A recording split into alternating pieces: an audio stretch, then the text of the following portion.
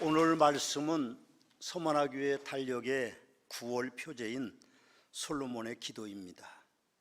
솔로몬은 이스라엘의 세 번째 왕입니다.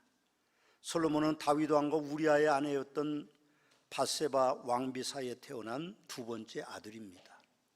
솔로몬의 출생 스토리가 매우 복잡합니다. 그것은 곧 그는 왕이 될 수 있는 군번이 아니었다는 것이죠. 그런데도 그가 왕위를 물려받은 것은 하나님의 섭리 때문이었습니다. 원래 솔로몬이라는 이름의 뜻은 살롬, 평안, 번영이라는 뜻입니다. 그 이름이 지어진 것은 그에 붙인 다윗이 일생을 민족의 통일을 위해서, 영토 확장을 위해서 전쟁을 했습니다. 피를 흘려야만 하는 삶, 그래서 그 아들만큼은 평화로운 삶을 살기 위해서 솔로몬이라는 이름을 아마도 지었을 것이라고 생각합니다. 사무엘하 12장 25절 말씀에 가서 보면 솔로몬의 이름을 하나님께서 나단 선지자를 보내셔서 여디디아라고 그렇게 부르라고 했습니다. 그 뜻은 여호와의 사랑을 입은 자라, 그런 뜻입니다. 그렇게 보면 솔로몬은 하나님과 부모에게 사랑을 많이 받고 출생한 사람이고 성장한 사람이라고 볼 수 있습니다. 또 솔로몬 왕은 매우 지혜로운 왕이었습니다. 동서고금을 통하여 솔로몬 왕보다 지혜로운 사람은 없었습니다.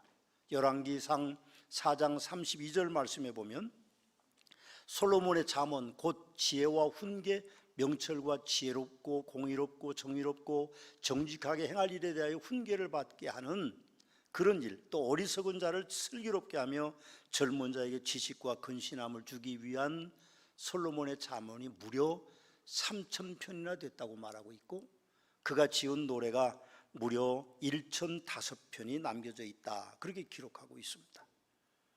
솔로몬 왕의 치적은 치열한 전쟁으로도 다 이루지 못한 영토 확정을 완성하게 됐고, 그리고 그는 솔로몬 성전을 건축하고 이스라엘 역사의 최초이자 마지막으로 이웃 나라들에게 조공을 받는 부강한 나라를 만든 왕이었습니다. 그의 업적은 전무후무하게 위대하게 나타나고 있습니다. 그 증거는 3,000년쯤 지난 지금도 이스라엘 나라의 국기 안에는 다윗을 상징하는, 이 솔로몬 다윗 상징하는 별이 그려져 있고 그의 아들 솔로몬을 상징하는 내용들이 기록되어 있는 것을 우리는 봅니다. 예수님께서도 마태복음 6장 29절 말씀에서 내가 너희에게 말하노니 솔로몬의 모든 영광으로도 입은 것이 이 꽃 하나만 갖지 못하니라, 그렇게 비교하심으로 솔로몬을 깎아내리는 것이 아니라 하나님의 창조의 위대한 아름다움과 솔로몬의 그 영화를 비교해서 말씀하고 계심을 우리는 봅니다. 그만큼 솔로몬은 위대한 왕이었습니다. 솔로몬의 일생에도 모든 사람들의 삶처럼 공과 사가 있습니다. 열왕기상 11장에 보면 그는 대외 정치를 위해서 타국 공주들과 결혼해서 후궁이 700명이고 첩이 300명이 됐다고 기록하고 있습니다. 그 일로 당연히 외국의 우상까지 들어와서 그 나라는 사치와 우상 숭배가 심화되었고, 백성들은 전쟁터와 노역에 동원하여 희생시키므로 백성들의 원성이 깊어졌습니다. 하나님의 영광이 사라졌고, 그 결과 솔로몬 후에 이제 왕이 된 그의 아들 때에는 나라가 양분돼서 북쪽의 이스라엘, 남쪽의 유다로 나누어지는 그런 일들이 있었던 것을 우리는 봅니다. 우리가 사실 어떤 면에서는 솔로몬 왕을 판단할 자격은 없습니다. 우리가 어떻게 그 위대한 왕을 판단할 자격이 있겠습니까? 그런 능력이 우리에게는 없죠. 그러나 솔로몬 왕이 인류의 역사에 가장 위대한 왕이라는 칭호를 얻은 것은 그 시작이 오늘 본문에 있습니다. 하나님 앞에 1,000번제를 드림으로 말미암아 그는 역사상 가장 위대한 왕으로 그렇게 불리워지고 있는 것입니다. 오늘 본문을 보면 솔로몬은 왕위에 즉위했습니다. 그의 나이가 불과 20살밖에 되지 않았습니다. 사실 솔로몬의 왕자의 서열상 그는 왕이 될 수 없었고 출신 성분으로도 진골이 아니었기 때문에 왕이 될 수 없었습니다. 그런데도 그의 어머니 밧세바의 모략으로 왕위를 다윗 왕에서 어느 날 갑자기 물려받았습니다. 그런 상황이니 왕으로 즉위한 이후에 그는 매우 불안했을 것입니다.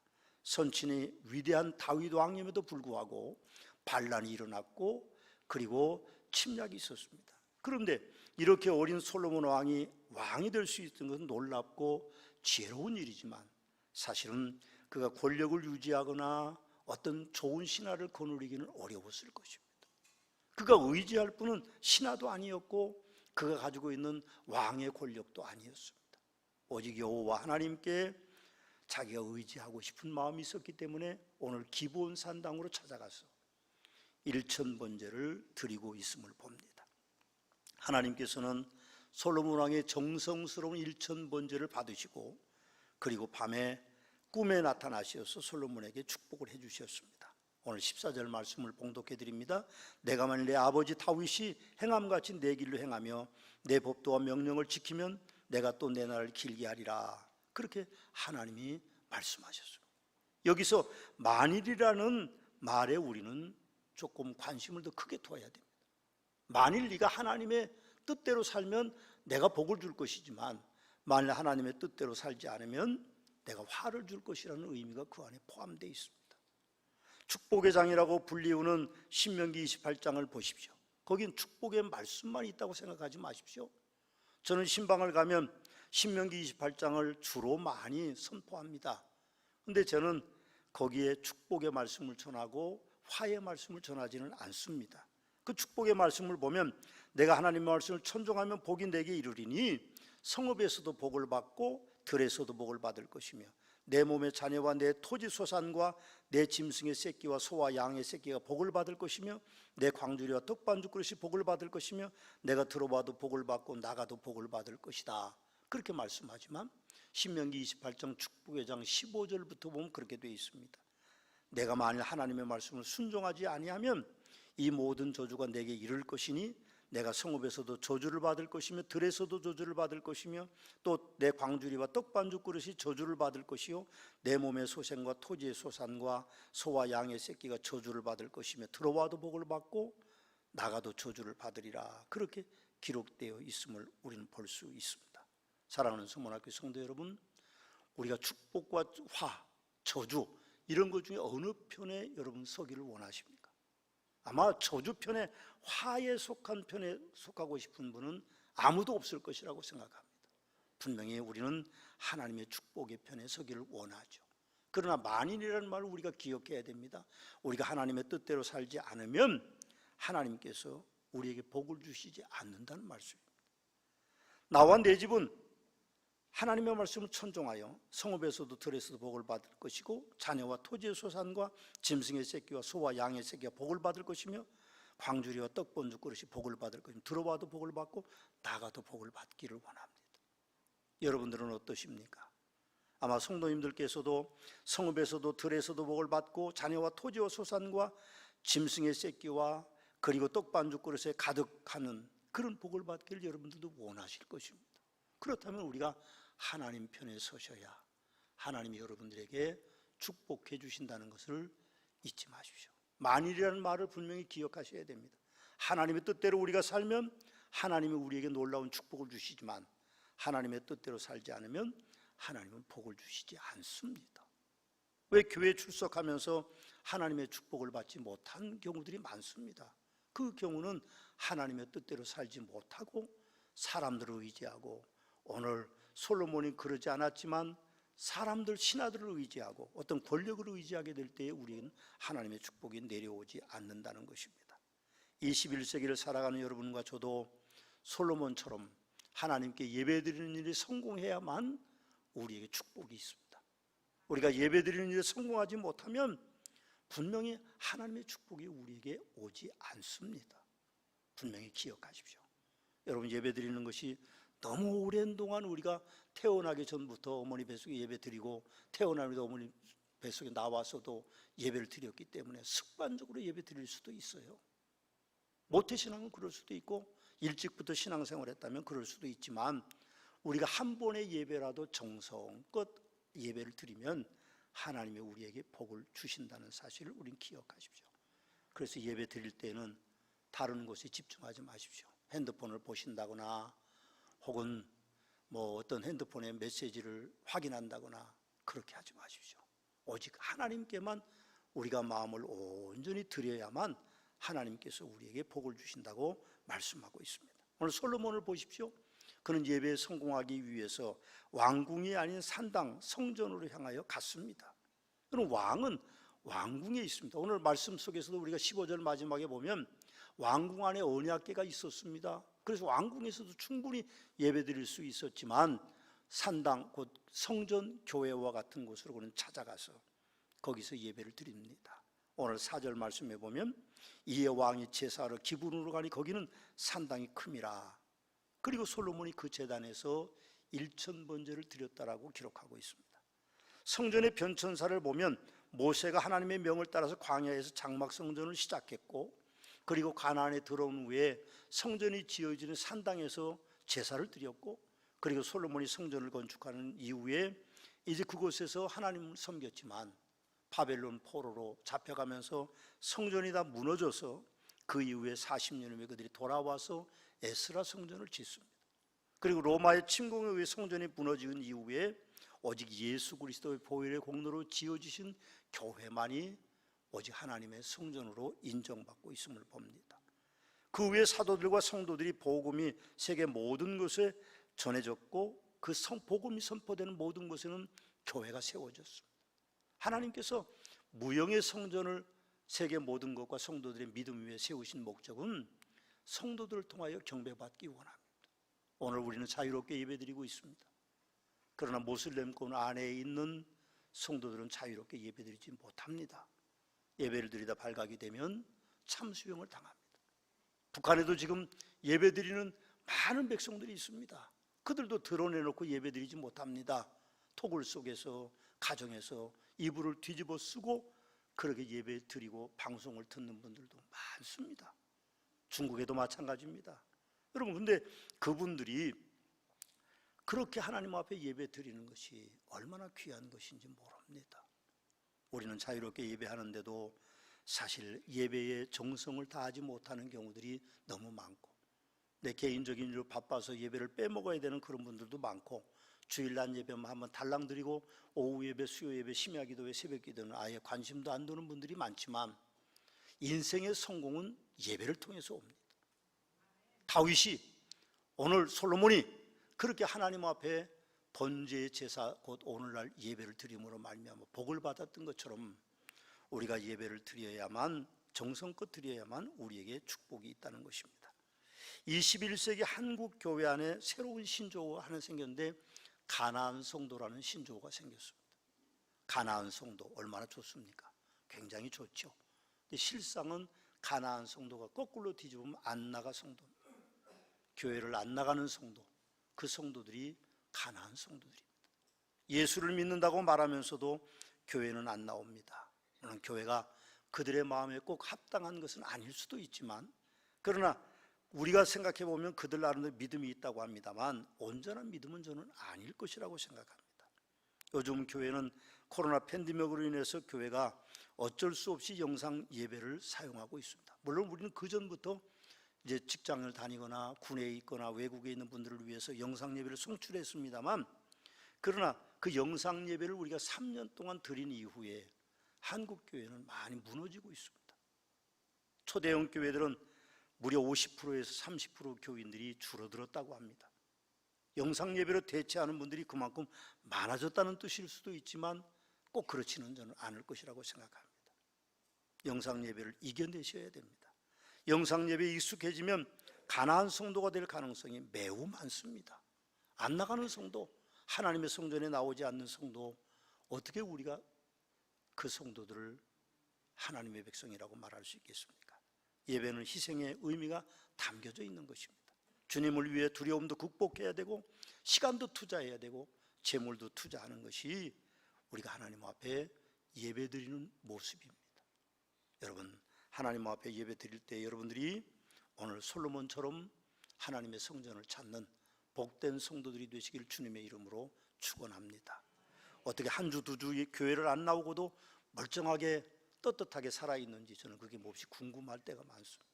예수 믿는 사람들은 그래서는 안 됩니다. 그렇게 살아서는 하나님의 축복을 받을 수 없습니다. 두 번째로 솔로몬 왕처럼 우리는 1000번제를 드려야 됩니다. 오늘 4절 말씀해 보니까 1000번제의 방법을 정확하게 알 수는 없지만 제물이 1000개였는지 혹은 1000일을 소요했는지는 알 수 없습니다. 어찌 해석하든지 많은 제물과 많은 시간이 소요된 것은 분명합니다. 옳습니다. 성도는 당연히 예배드리는 것에 많은 제물과 많은 시간이 소비되어야 합니다. 이것을 우리는 거룩한 소비라고 말합니다. 옛 어른들께서 베이비 부머 시대와 X세대인 우리들에게 교회 못 가게 하려고 교회 가면 밥 주냐 떡 주냐 그러셨습니다. 저도 그런 소리 많이 듣고 교회 다녔습니다. 요즘 교회들은 밥도 주고 떡도 줍니다. 그러나 거기에 비례해서 성도님들의 헌신은 1000배 만배나 많습니다. 생각해보면 그건 지극히 당연한 것입니다. 그렇습니다. 여러분과 저의 많은 헌신을 뒤돌아보면 하나님의 사랑을 받는 원천이 되었고 축복의 통로가 되었던 것을 우리는 신앙으로 고백할 수 있습니다. 아멘입니다. 저도 아멘입니다. 우리가 하나님 앞에 헌신하는 것은 하나님의 축복을 받는 비결인 것을 우리는 분명히 기억하셔야 됩니다. 그래서 1000번제를 드리는 이 솔로몬처럼 우리가 1000번제라는 번제 제물을 드리라는 말 아닙니다. 그건 성서적이 아닐 수도 있어요.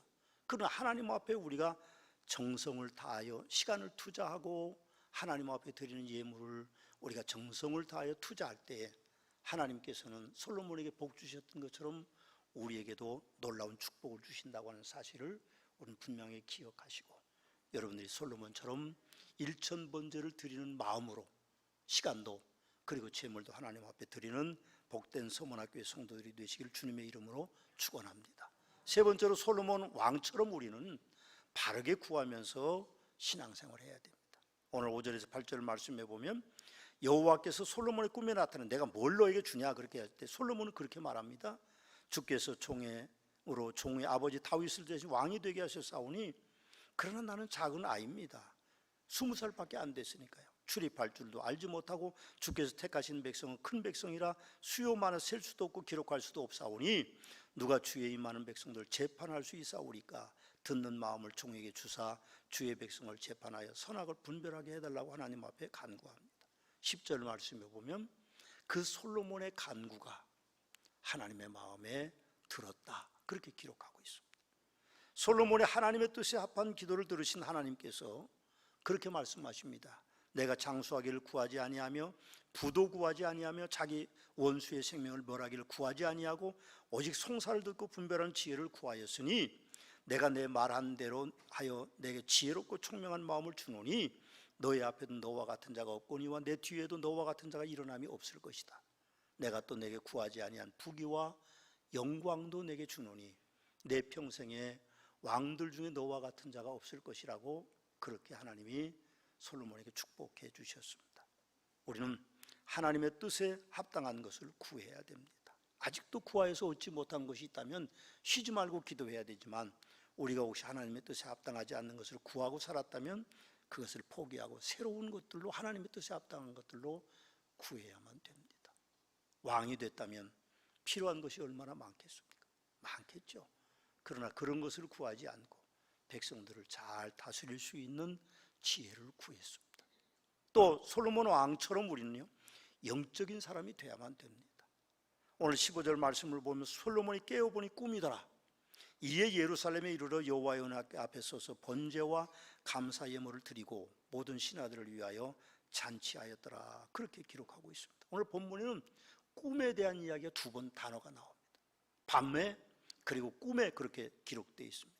이거 꿈인데요 그러면 어떻게 하겠습니까? 아무것도 이루어지는 것이 아닙니다. 하나님께서 그 꿈에 응답하신 것은 제가 보기엔 꿈이라고 보기는 어렵습니다. 저는 꿈이라고 해석하고 싶지 않습니다. 하나님의 현현, 곧 하나님의 나타나심을 꿈이라고 생각하지 않습니다. 신비한 체험으로 받고 있는 솔로몬의 모습을 우리는 볼 수 있습니다. 제가 생각해 본문에 꿈이라는 단어가 5절과 15절에 2번 기록되어 있지만 1000번제를 드리는 시간이 길어져 피곤하여서 아마도 그는 비몽사몽간에 일어난 신비한 체험이었던 것입니다. 그 체험을 그는 꿈으로 이해하지 않았던 것 같습니다. 여러분 오늘 우리가 그 예를 두 가지 들어보면 사도 바울이 천국에 갔다 왔습니다. 그런데 그가 뭐라고 고백합니까? 몸 안에 있었는지 몸 밖에 있었는지 내가 알 수 없지만 3층 천을 다녀왔다고 말합니다. 신비한 경험이죠. 바울 사도가 그랬습니다. 또 베드로 사도는 어떻습니까? 지붕으로 올라가서 기도하는데 하나님께서 내구퉁에 보자기에 끈이 달려서 내려오는데 기는 짐승, 날아다니는 짐승, 못 먹을 걸 잔뜩 내려주시면서 잡아먹으라고 그랬습니다. 하나님, 나는 불결한 것을 먹어본 적이 없습니다. 그렇게 3번까지 하시고 하나님이 올리실 때에 고넬료에게 복음을 전하여서 이방인들에게 복음 전하는 기초 역사가 나타납니다. 이건 우리가 이미 지난 심야기도회 때에 사도행전 10장에서 본 내용이죠. 보면 전이 솔로몬의 꿈은 하나님의 계획이라는 생각이 듭니다. 우리가 꿈꾸는 것과는 전혀 다른 의미가 있습니다. 특히 15절에 솔로몬이 깨어보니 꿈이었다라고 하는 그 말씀은 하나님이 주신 은혜라고 해석할 수밖에 없을 것입니다. 그렇습니다. 솔로몬은 하나님의 영적인 사람이었기 때문에 꿈도 영적으로 해석하는 그런 역사들이 나타나고 있음을 우리는 봅니다. 그럼 우리가 명절을 곧 맞습니다. 이번 금요일이 명절인데 아직도 제사 드리는 분들이 계십니다.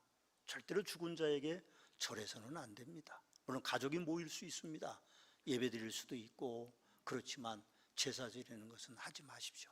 혹시 자녀들이 엎드려 절하는 것이 있으면 반드시 막아야 됩니다. 그건 우리가 영적인 삶이 아닙니다. 분명히 기억하십시오. 어떤 분들은 그렇게 말합니다. 그게 왜 우리나라 전통이라고. 아니요, 우리나라 전통 아닙니다. 옛날에 공자가 자기 부모들을 기리기 위해서 차 한 잔을 떠놓는 것이 제사의 원조가 됐고, 후대의 사람들이 복받기 원하는 마음으로 조상들을 섬기는 것이 우리나라에까지 와 있을 뿐이지 그건 우리나라의 어떤 풍습이 아닙니다. 오해하지 마십시오. 죽은 자를 위해서 우리는 아무것도 해서는 안 되는 것입니다. 5번째로 솔로몬 왕처럼 우리는 하나님께 감사를 잊지 않아야 됩니다.